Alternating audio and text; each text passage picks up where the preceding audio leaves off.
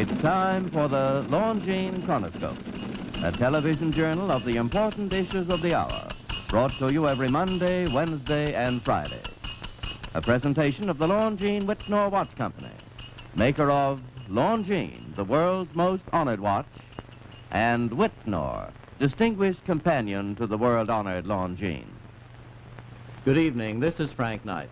May I introduce our co-editors for this edition of the Longines Chronoscope? Mr. William Bradford Huey, noted author and analyst, and Mr. Hardy Burt, noted author and correspondent. Our distinguished guest for this evening is Mr. Robert Moses, the nation's foremost city planner. Mr. Moses, of course, you've had many years of experience in New York, both the city and state, as a planner of parkways and housing.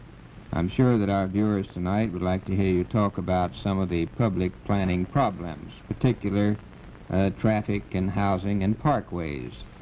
Now, sir, how does the nation stand as regards road building? Are we falling behind on roads, or are we keeping up? Oh, we're way behind. We've been falling behind steadily for years, and now the situation is more or less desperate. The fact is that unless we launch a new program, a much larger program, we're going to face a situation where we can't accommodate the output of cars. Is some of that due to the Second War, sir, and to the money we spent there? To stoppage of, almost complete stoppage of road building during the Second World War, but it's been a steady, we've been falling behind steadily. Well, you say the situation is desperate now, sir. Could you estimate for our viewers how much money it would take spent by the entire nation, states, cities, and country? How much it would take for us to catch up? Between 45 and 55 billion dollars. That isn't a figure. Those aren't figures taken out of the air. They represent the adding up the programs of the several states as approved by the federal government. How far is New York State, for instance, behind the one that you are particularly concerned with? Well, our program involves an expenditure of about $3 billion, close to $3.5 billion. Well, how long do you think it'll take before we do have a modern road system to meet the needs of present-day traffic in the United States? Is there any way to hazard a guess on that?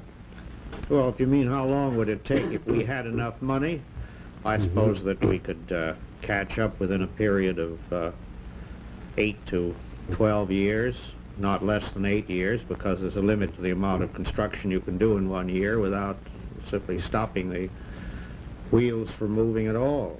Well, it's been said that many of our roads, even the new ones, are going to pieces faster than new ones can be built. Is there any validity to that statement? No, I wouldn't say that. I would say that if you spend somewhere between 45 and 55 billion dollars in a period of 8 to 12 years, and it's done intelligently under federal supervision, that we'd be in pretty good shape, assuming that the output of cars remain just about what it is today. Do you see any chance of that much money being spent? Well, I don't see how we can escape doing it. I see. One of the ways we're trying to relieve this problem, of course, sir, is through building these great toll roads in the country, like the New York Thruway. Now, could you illustrate for us some of the problems using the New York Thruway as an example? How much will that road cost, sir? I think it will cost somewhere in the neighborhood of $750 million. And how is that financed? Is that the that is taxpayers pay financed it? by the issuance of bonds, which, however, have the state credit back of them up to $500 million. Beyond that, there won't be any state credit back of the bonds. Well, now, are these toll roads paying off? Are they? Yes. The people who invest their money get it back? Actually, they're paying better than most people expected. Mr. Moses, aren't they proving pretty dangerous too? These superhighways and parkways. Isn't the rate of accident on them higher than on other types of roads? No, the rate of accident is higher where the speed limit hasn't been held down to proper limits. And, of course, there are other factors such as climate and fog and snow and all that sort of thing. But the people who built the original expressways, such as the Pennsylvania Turnpike, announced that there would be no speed limit. And then the accidents were simply terrific, and then they put a speed limit on that was too high, and gradually that's going to be brought down to some kind of reasonable limits. Of course, to build these roads, you have to move a lot of people's homes, don't you, sir? Yes, especially in urban communities, in urban and suburban communities. That is one of the big problems. Could you give us any indication of how many homes will have to be moved in building the New York Thruway? Well, the New York Thruway is, I would say, 3/4 of it is in open territory where there's no problem. The other 1/4, I wouldn't know how many. But in New York City, on the approaches to the thruway system, there are really two thruways. One goes up to Buffalo and out west, and one goes to New England, goes east into New England through Westchester in Fairfield County, Connecticut. I would say that there are about, on those two approaches, about 10,000 people. Well, on the road question, sir, could you tell us, you're of course our national authority, what state has been most progressive in planning new highways? Well, it'd be hard to say. I would put California up, way up on near the top of the list. Well, moving on down to the next category in which you've had so much experience, sir, the building of parks. How does our country compare with other countries in the world in building city parks? Well, I think that most of the countries abroad, and I would not include South America in this particular discussion, inherited parks which were originally big estates, and they have very fine, large parks, but inadequate playgrounds, inadequate local parks. We're much better off for local parks and playgrounds than they are. But our parks aren't adequate by any means in most of the cities of this country, No, I don't they're suppose, not. are they? They're not. Adequate in terms of what? In room for children In to terms play? of the number of people who have to be accommodated. Could you give us some illustration, sir, as far as New York City is concerned, as to how parks have been developed? How many do you have now, and how many did you have 10 years ago? Well, I'd rather take a little bit longer period, but in the time since I've been connected with the city park department, I think we have about between 4 and 5 times as many recreation facilities as we did, say, 19 or 20 years ago. In your thinking about parks, sir, it's said that we are becoming a nation of old people. In planning parks now, are you assuming that we'll have more and more older people? Well, we must assume that. All the figures show it. People are living longer, and they're spending more time outdoors, and they have more leisure, and they have pensions and one thing or another. And the result is that we have to provide more facilities of the passive recreation type for older people. Mr. Moses, I'd like to get to this one question. To me is very important because I'm personally mixed up in it. Now, as bad as our nation's highway system is, it seems to me that in New York and other cities that I visited, that the traffic congestion within those cities is much worse.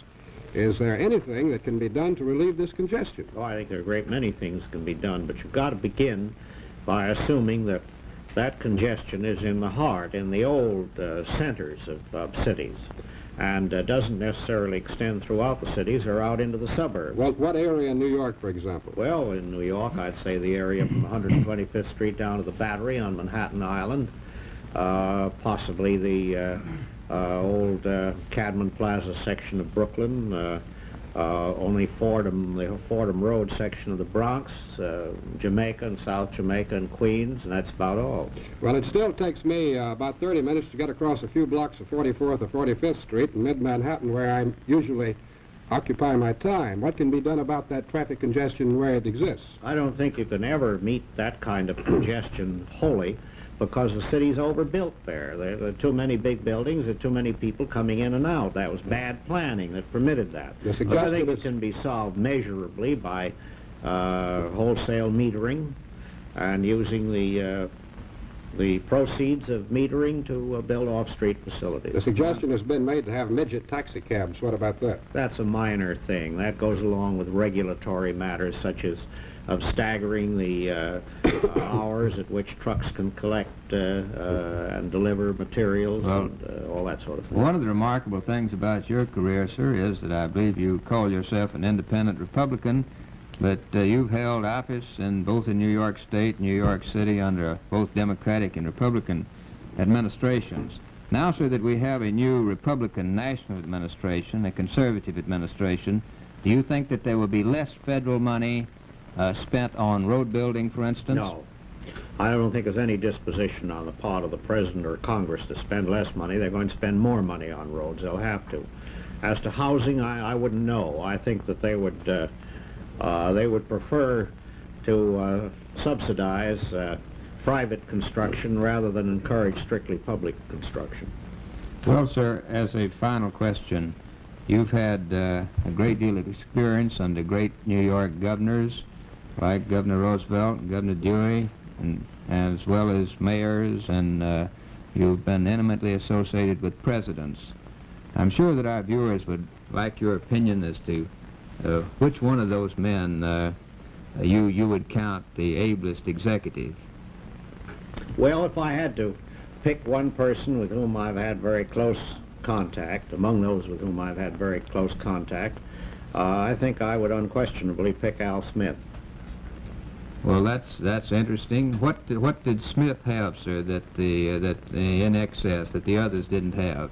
Well, that's a long story, but I would say if I had to pick out one quality that he had that distinguished him from other people, it was a quality of loyalty to the people who worked for him. Well, thank you very much for being with us this evening, sir. The opinions that you've heard our speakers express tonight have been entirely their own. The editorial board for this edition of the Longines Chronoscope was Mr. William Bradford Huey and Mr. Hardy Burt. Our distinguished guest was Mr. Robert Moses, the nation's foremost city planner.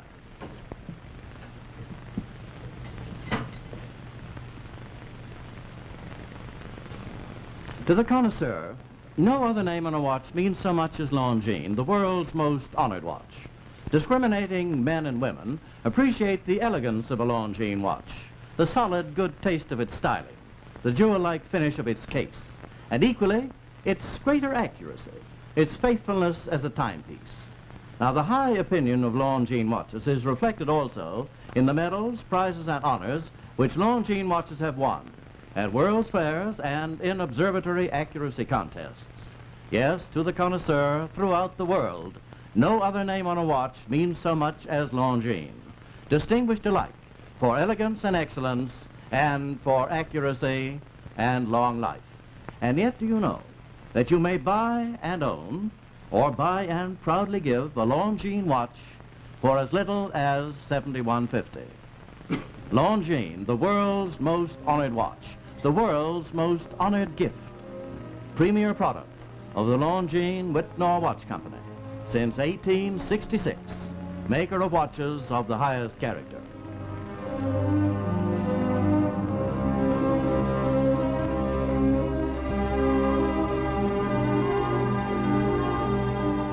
We invite you to join us every Monday, Wednesday, and Friday evening at this same time for the Longines Chronoscope, a television journal of the important issues of the hour, broadcast on behalf of Longines, the world's most honored watch, and Whitnall, distinguished companion to the world-honored Longines.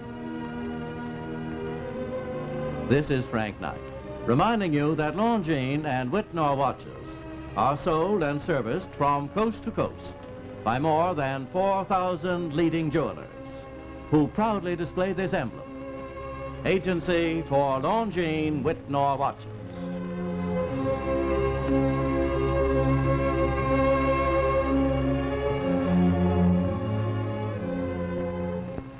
Sundays, it's Ed Sullivan's Toast of the Town on the CBS television network.